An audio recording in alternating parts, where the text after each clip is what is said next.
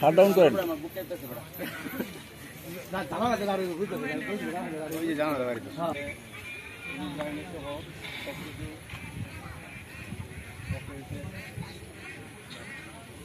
আমরা ময়মনসিংহ রেঞ্জ পুলিশের এখানে নেত্রকোনা জেলা পুলিশের পুলিশ সুপার আমাদের মাঝে ঢাকা থেকে এসেছেন আমাদের এটিইউ অ্যান্টি টেররিজম ইউনিটের বম ডিসপোজাল এবং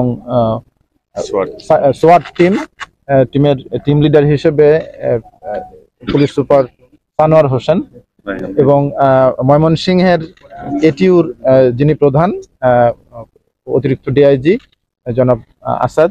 তো আমরা এখানে আপনারা এতক্ষণ হয়তো জেনেছেন যে কি কারণে আমরা এখানে সমবেত হয়েছি।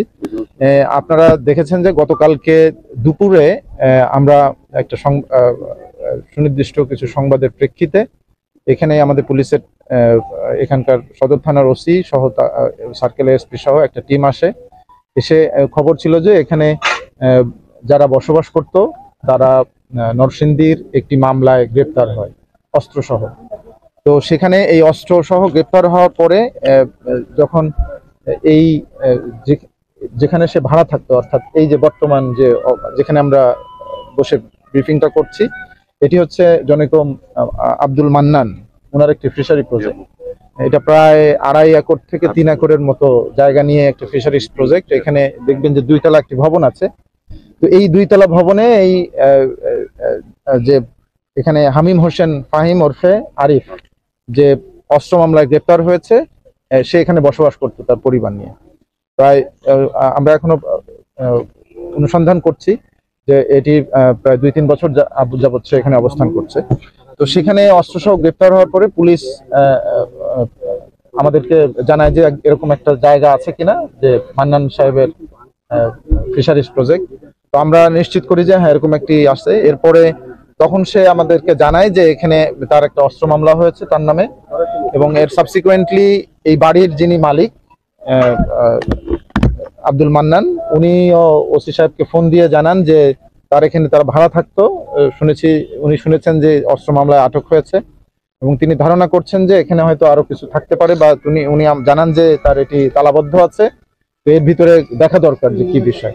তো এই প্রেক্ষিতেই পুলিশ এখানে গতকালকে এসে তালাবদ্ধ দেখতে পায়, পরে স্থানীয় লোকজন নিয়ে বিধি মোতাবেক তালা ভেঙে ভিতরে প্রবেশ করে প্রাথমিক তল্লাশিতে অস্ত্র পায় এবং পরবর্তীতে আরো একটু ব্যাপকভাবে যখন তারা একটু তল্লাশি শুরু করে, দেখে যে এখানে বিস্ফোরক সদৃশ্য এবং আইএডি সহ প্রচুর পরিমাণে আপনার প্রশিক্ষণের যন্ত্রপাতি সহ ব্যাপকভাবে মানে বিভিন্ন জিনিসপত্র রয়েছে যেগুলো বিস্ফোরক আছে, এবং এখান থেকে ভয়াবহ বিস্ফোরণ হতে পারে যা নিরাপদ নয়। তো আমরা এই সংবাদের প্রেক্ষিতে আমরা ঊর্ধ্বতন কর্তৃপক্ষের যোগাযোগ করার পর আমরা অ্যান্টি টেররিজম ইউনিটকে সংবাদ দিলে অ্যান্টি টেররিজম ইউনিটের বম ডিসপোজাল ইউনিটের একটি প্রতিনিধি হিসেবে এখানে পুলিশ সুপার সানোয়ার হোসেন আসেন, এবং তৎক্ষণাৎ আমাদের অতিরিক্ত ডিআইজি এটিইউ ময়মনসিংহ, এটা ওনারই এলাকা, তো উনিও এসে বিস্তারিত দেখে সিদ্ধান্ত নেন যে না, এটা আমরা নিষ্ক্রিয় বা এক্সপার্ট টিম এনে এটাকে কিভাবে নিষ্ক্রিয় করা যায় সেইভাবে আমরা কার্যক্রম গ্রহণ করি। এবং আজকে সকাল থেকে এই পর্যন্ত আমরা কিছুক্ষণ আগে এটি নিষ্ক্রিয় করা হলো, এবং এখানে ভিতরে ঢুকে যে বিষয়গুলো আমরা দেখলাম যে ব্যাপক পরিমাণে আমরা সাধারণত যেটি দেখে থাকি বিস্ফোরক বা এই ধরনের জিনিস নিয়ে যারা কাজ করে জঙ্গি তৎপরতার সাথে, তো আমরা সেরকম কিছু আলামত পাই। এখানে আমরা দেখেছি যে সমস্ত জিনিস প্রায় 80টা আমরা এখানে বিভিন্ন মালামাল জব্দ করেছি। এর মধ্যে পুরাতন রামদা, বিদেশি পিস্তল, 17 রাউন্ড গুলি সহ 2টি ম্যাগাজিন, 12 ভোল্টের ব্যাটারি, একটি ইলেকট্রিক পরাত, মার্শাল আর্ট প্রশিক্ষণের জন্য ব্যবহৃত কাঠের টুকরা, 6টি সিসি ক্যামেরা যেগুলো ইনট্যাক্ট আছে, এবং আপনারা দেখেছেন যে প্রজেক্টের চারপাশে কিন্তু সিসিটিভি, দূরবীন, একটি ছোট এবং অত্যাধুনিক কম্পাস, 4টি কাঠের খণ্ড যেগুলো সাধারণত যারা হেভি ফিজিক্যাল এক্সারসাইজ করে, মার্শাল আর্ট করে বা ট্রেন যারা পারসন তারা এগুলোকে ব্যবহার করে। তারপর সিলিকনের তৈরি মানবাকৃতির পাঞ্চিং বক্স, বক্সিং বা বিভিন্ন শারীরিক কসরত প্র্যাকটিস করার জন্য এটি ব্যবহার করা হয়েছে। তারপর পাঞ্চিং ব্যাগ, প্লাস্টিকের ডামি রাইফেল প্রায় 20টি, প্লাস্টিকের তৈরি রাইফেল স্কুল 20টি, প্লাস্টিকের তৈরি খেলনা রাইফেলের ব্যারেল। তো এইটি ছাড়াও আমরা মোট 80টি আমরা জিনিস জব্দ করেছি, আলামত।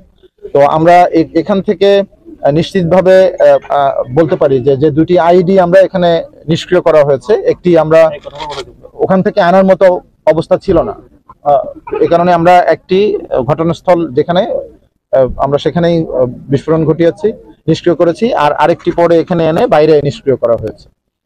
তো আপনারা এ থেকেই বুঝতে পেরেছেন যে আসলে এটা কি ধরনের জিনিস ছিল এবং এটি দিয়ে কারা এটি ব্যবহার করে বা কি এটির ধ্বংসাত্মক যে ক্ষমতা সেটি ব্যাপক ভাবে এটি যদি ব্যবহার করা হয় তাহলে কি ধ্বংসযোগ্য হতে পারে বা মানুষের কি ক্ষতি হতে পারে। তো আমরা সবাইকে ধন্যবাদ, আপনারা ধৈর্য ধরে অপেক্ষা করেছেন এবং আমাদের কাজে আপনারা সহায়তা করেছেন। আপনাদের সবাইকে ধন্যবাদ। হলো তার নাম আমি প্রথমে বলেছি যে হামিম হোসেন ফাহিম ওরফে আরিফ।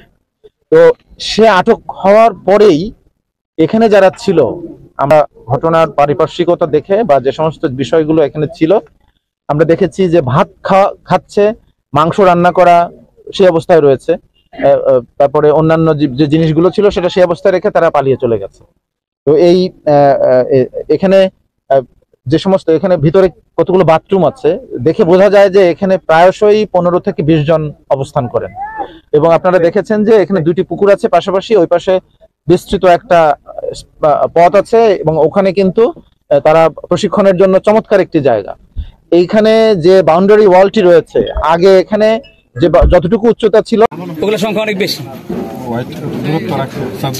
এগুলো তো জুম এমনি করতে পারবেন, অসুবিধা আছে, তো জিনিস আছে বাকি।